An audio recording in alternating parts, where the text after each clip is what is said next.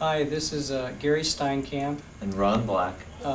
We're actually talking to you here from Phoenix, Arizona. This weekend that you're celebrating the life and the victory of Earl Moon, we're actually involved in a weekend workshop for the Phoenicians, preparing for the international competition. And we felt sad that we couldn't be there with the family and with Millie and all you great barbershoppers to share this celebration of Earl. And so we wanted to do something, and we thought maybe this video would help in some small way, and maybe recall for ourselves some of the great things and moments that happened in our lives as a result of Earl. Many of you Whittier folks will recall that I started in Whittier in 1975 and was there through 1978. For the first 3 years I was deeply bathed in Earl Moon isms and Earl Moon philosophy, as well as the entire Whittier chapter philosophy.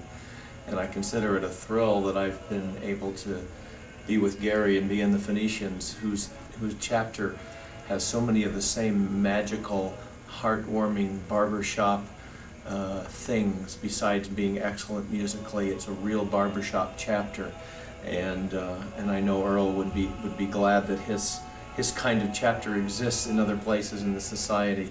And thank you again, Earl, and Whittier chapter as a whole for making my barbershop start as magical as it was.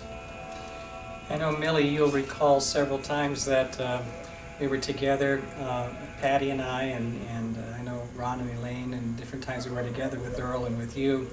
It was always a treat to get this paternal input from Earl about ways that we should live our lives and be honest with ourselves and good to our spouses and our family and our children. And it was always an acknowledgement that you were okay, that you were doing cool. If Papa would from time to time pat you on the back and say, "You're okay," and that just kind of made like a whole weekend for some of us. We very much needed to know from somebody like Earl that we were on the right path and things were working out. I think some of the funnest times I ever had with Earl, though, is with tag singing. I couldn't wait to get with him at Harmony College and see what was the latest, what tag he had, or what nuance he'd added to something, and geez, I just a zillion of them, and I must admit, Earl had a tremendous influence on me on tag teaching and tag singing. The way he taught the tag seemed to make it easy for anybody. Absolutely. Anybody. Yeah, I agree. I learned so many techniques of tag teaching, as well as attitude, to get the people excited about it, singing it even before they could hear the chords coming. You Exactly. know.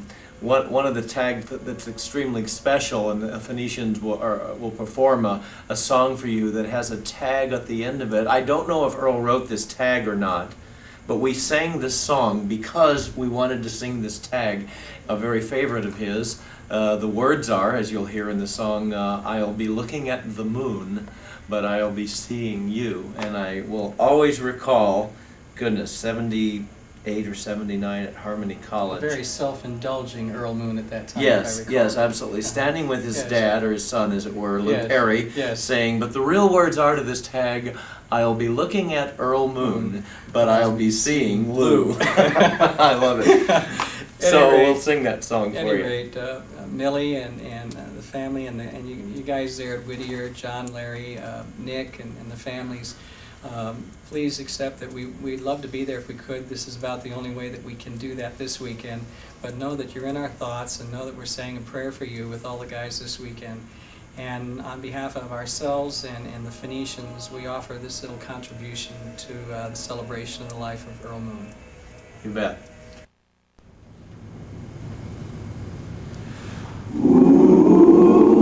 This is a gift from the Phoenicians to all the Whittier chapter members and all the other Earl Moon worshipers who are gathered there.